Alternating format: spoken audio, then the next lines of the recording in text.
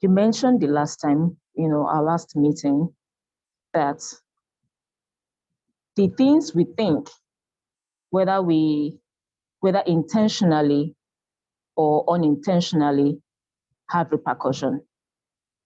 They are being written down, counted that, oh, you actually thought this thought in your mind, right? Yes. Now, like the mind is like the mind is a world of its own. There is almost very little we can, maybe there's almost very little we can control, because sometimes before you're able through thinking of one thought, another one pops up, so there's just, how do we learn to, that is what train the mind, so we are in charge of what comes in, because if what I do today, or rather what I think today, is going to work out, or is going to be written for, oh, you actually thought this word, and either for good or for bad, I'm going to reap the fruit of that thought. Now, how do I train, or how do I build my mind into being maybe almost positive? Because I don't think we can have that 100% positivity all the time, right? So how do we build our minds into that, to be into that state where, it's at least almost positive, always positive, or averagely positive? We've looked at this a couple of times. I remember that we've asked this question in different forms, and the answer remains the same. The answer remains the same. Maybe you are looking at answers from the motivational speaker point of view. In the morning when you wake up, put affirmative writing on your wall, look at them and say 15 times, or you go out and do these 5 things. These are, if all of those methods work for you, fine. But that's not my approach. That's not my approach. This is a deeper level than trying to do things for yourself. So the approach is not, these are the 21 things you must do to achieve this. No. The approach here is spiritual. So it's not the same thing as you must pray. In fact, the reason for this teaching is for people who have tried those other things and it has not worked for them. So I cannot refer you back to the things that do not work for you. Maybe some other persons will say, but I've been practicing this, it's working. It's working for me. Yeah, stay where you are since it's working for you. We are not for you. But for these people that have practiced these same things and they are not working, maybe they used to work, like they used to work for me. We're in stages where it's a big spectrum. Everybody belongs somewhere. We're not all the same in the same place. We're occupying different hierarchies in the spiritual. At one point, that which was sufficient, at some other point, would no longer be sufficient. It'll be time to move to a higher level. So we're discussing that higher level. Well, it's no longer about try this. You have, at this level, we are saying that you have tried all of this, and you still find that there is that vacancy, that emptiness. So this is why we have said many times, and again, repeating that same answer. Do your part, and then the universe will arrange that the lines fall to you in pleasant places. That's all you need to do. And that was what we give the example of you.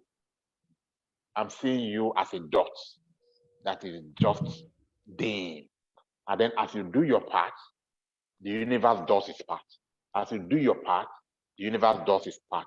And then as you are moving in life and you are doing your part, by the practice of principle, and the universe completes its part, you will glow more and more and more and more. You will shine brighter and brighter and brighter and brighter and brighter until someday you become perfect and your life becomes pure. And then you begin to experience those examples I gave about you passing through a place and even the sick will be strong at that point, just because you pass by. And I would say, well, that may not be permanent, because everybody would have to work their own salvation. They will have to develop their own life so that they can experience that permanently and not enjoy your life just because you are carrying your light around. So the answer is the same: the practice of principle. The practice of principle would mend your mind, would, all right, push evil thoughts away. And then once darkness is gone, light can take over. And all of that, all of those details will be done on your behalf, so that your mind is now, the environment where your mind, by this shifting, finds itself is an environment where it will now attract only the relevant and appropriate thoughts that will lead it to glow more and more and more. Your mind by itself, trying to do it by yourself, cannot filter. There's these two parts of the mind. There is the part that you can control, and then there is the part that you cannot really control. Whatever comes from there, that is what you filter and think about. So this other part that you cannot control is called the subconscious mind, the subconscious part of the mind. So what is available to your subconscious, that is what you take and deliberate on in your conscious. So how do you now influence your subconscious to pick only the thoughts that will be fruitful to you?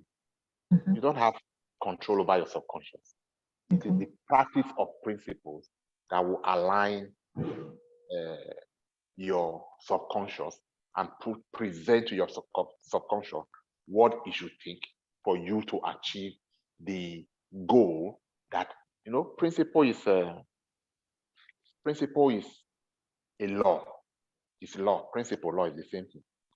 We're just saying, for you to achieve this, do this. So if you have done it, how do you now achieve it? It is the spirit that will place it in your subconscious, and your subconscious, from your subconscious, it comes into your subconscious. And then even if it was an idea, that was where the idea comes from now, to say, oh, yeah, go and do this. Or maybe not necessarily, not like an order. It's just presenting you with the opportunity. How about you do this? It's coming from your subconscious now. It didn't just drop from anywhere. How about you do this? How about this? And then it keeps presenting it to you. First day, second day, third day, fifth day, 6 months down the line, the ideas they come. And then you just take time to look at that idea consciousness. It's not a bad idea. How about I do that? And then you start it. It is your principle. It didn't just fall from anywhere. When you have a TV, and then you need to tune it to a particular frequency for it to catch whatever that station is transmitting.